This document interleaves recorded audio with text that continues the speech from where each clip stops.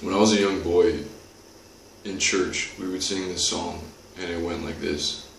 It said, "Be careful, little ears, what you hear. Be careful, little eyes, what you see. Be careful, little feet, where you go."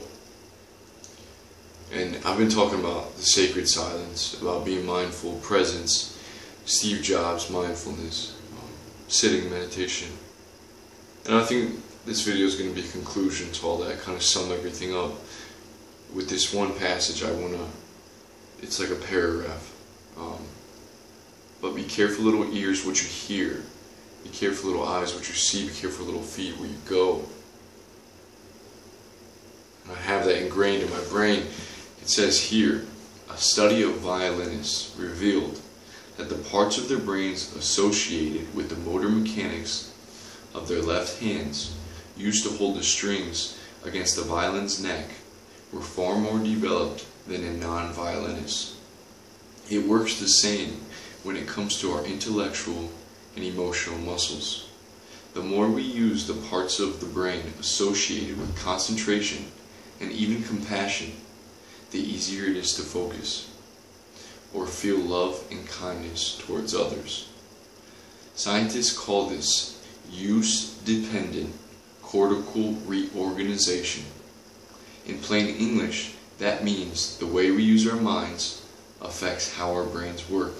Listen to this, guys. A simple way to think of this is what you practice becomes stronger.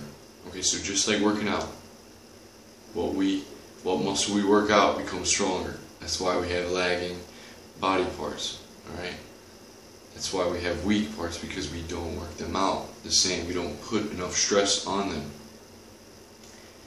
In a way, research on neuroplasticity just confirms age-old truths. Whatever one frequently thinks and ponders upon, that will become the inclination of his mind, said the Buddha. The modern variant, oft quoted by neuroscientists, is neurons that fire together, wire together. It is a simple but profound truth. With training, the neural pathways that regulate our emotions, thoughts, and reactions can be rewired. The mind can change the brain, and a changed brain can then change the mind.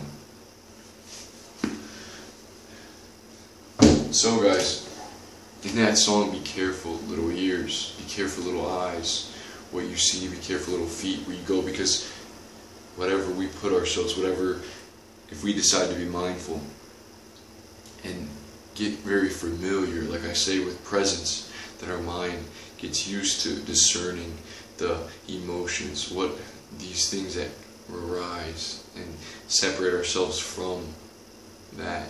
Okay, whatever we put our minds on, we get stronger. So if I'm constantly thinking about my unhappiness, about my depression, about my cancer, what do you think that does to a mind? Especially a young mind, but even a mind well into age.